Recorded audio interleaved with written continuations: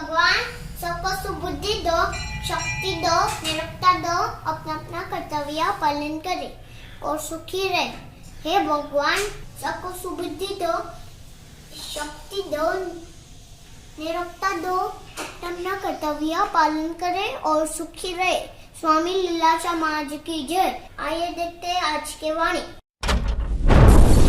जयराम जी की दिनांक 6 अप्रैल स्वामी लीलाशाह वाणी में आपका स्वागत है।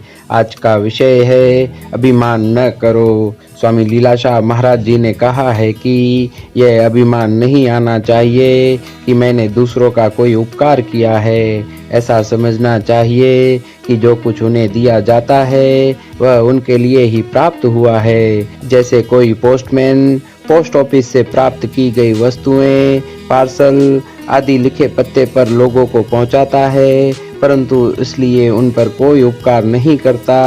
हाँ, वह यह बात अनुभव करता है कि मैं अपने कर्तव्य का पूरा पालन करके सरकार की प्रसन्नता प्राप्त कर सकूंगा। इस प्रकार हम भी ऐसे आचरण करेंगे तो हम पर परमात्मा की कृपा और प्रसन्नता होगी। जयराम जी की। सांप काटेगा तभी तो विष चढ़ेगा, किंतु मन तो विषय विकारों को केवल देखने से ही भ्रष्ट हो सकता है। जयराम जी की।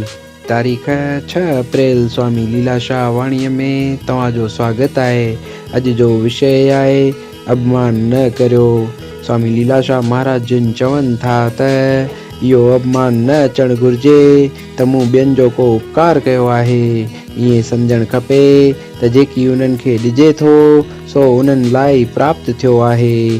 जीअं को टपाली पोस्ट ऑफिस मां प्राप्त कयल शयूं पार्सल वग़ैरह एड्रेस वारनि हंधनि ते माण्हुनि खे पहुचाए थो, पर उन करे उन्हनि ते को एहसान कोन थो करे। हाओ हू इहा ॻाल्हि महसूस थो करे त मां पंहिंजी फर्ज़ जो पूरो पालन करे सरकार जो राजपो प्राप्त करे सघंदसि।